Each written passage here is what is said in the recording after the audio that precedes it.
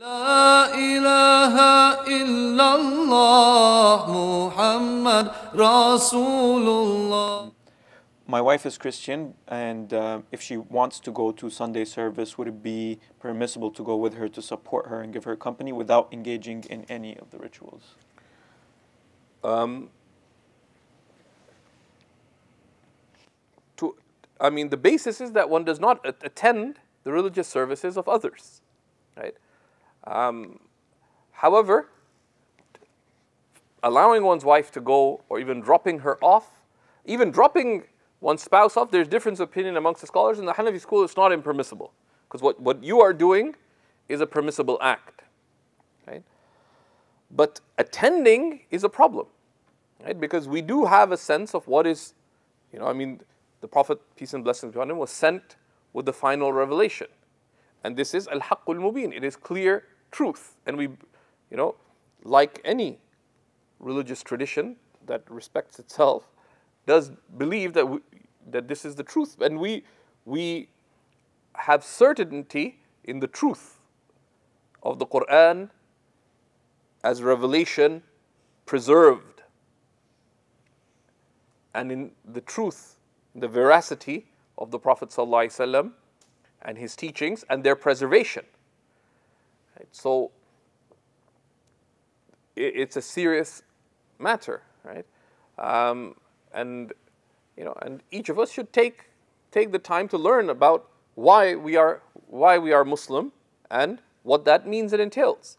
And part of what is affirmed is that while we respect the rights of others to worship as they wish, at the same time, it's not that everyone is right. Because this logic, rationally, it could not be the case. If there's inherently contradictory claims about God, only one of those claims could be, at best, be true. There's also a rational possibility that all could be false, which is what the atheists say. We agree with the atheists to a point, right? When they say there's no God, we agree. We say, except Allah, right? Right? Illallah. Right? So the atheists got halfway there at one level.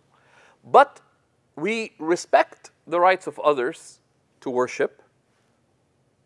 But but normally one wouldn't go to Sunday service, etc.